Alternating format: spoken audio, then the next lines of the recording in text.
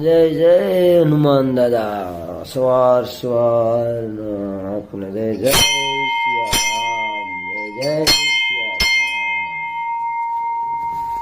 સવાર સવાર ની અંદર બિનવાસી વાસરું રોડ કાંઠે પડેલ છે ભાઈ આવતા.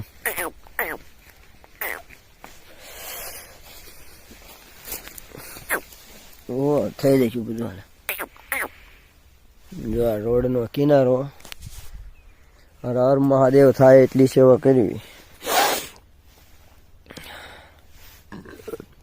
સવાર ની અંદર જો આપણે એક બિનવારસી વાસરું જે રોડ થી નીચે ખાડામાં પડેલ હતું આખી રાતનું. તમે પણ આવી રીતે બિનવારસી કંઈક ભાળો તો હેલ્પ કરજો. પણ હંમેશા તો હેલ્પ કરી છે, પણ તમે પણ આવી રીતે હેલ્પ કરજો. પણ બને ત્યાં સુધી આવા નાના વાસરુને ક્યાંય કોઈ મૂકતા નહીં. હર હર મહાદેવ. હર 2026 ચોથો દિવસના આપ સૌને જય જય સિયારામ. જય જય સિયારામ. જો આપણે પાલો અત્યારે લઈને આવ્યા છે. જો અત્યારે ખાય તો અમને એની વ્યવસ્થા બીજી કરવામાં આવશે. મને ગાડી કરીને વ્યવસ્થા કરવામાં આવશે. હર હર મહાદેવ. તો હાથનું પીડ્યું છે ને? ના હા દાદા મારે વિનાભાઈ નાના મેં તો દિવસે બહાર કાઢીને રહ્યો છે. હા તમે તો ગમ્યો ને એ કોઈક બે મૂકી જાય. એક રાતે કૂતરા એને ફાડ નાખ્યા. તેદી રાતે કૂતરા ખાતા તેદી ન્યા લઈ જતો મોક્ષ. હર હર મહાદેવ. બની શકે એટલે હેલ્પ કરવામાં આવી છે.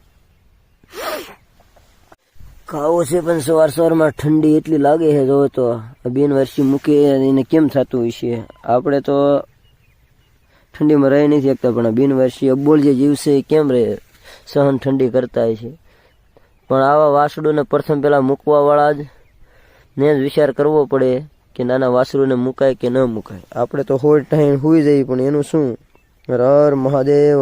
તમે પણ આવી રીતે બિનવારસી ત્યાં ભાળો તો હેલ્પ કરજો. અને બની શકે ત્યાં સુધી કોઈ પણ રેડિયા રખડતા ન મૂકતા. સવારમાં જો બિસ્કીટ આવી શકે તો અત્યારે પાલો નાખ્યો. પાલો તો ખાતો નથી. પ્રત્યેક ગામમાં જઈને ત્યારે જો બિસ્કીટ લાવ્યો ખાવામાં આવશે. હમણાં વ્યવસ્થિત રીતે મોક્ષધામ ઓરીની અંદર લઈ જવામાં આવશે. હર મહાદેવ.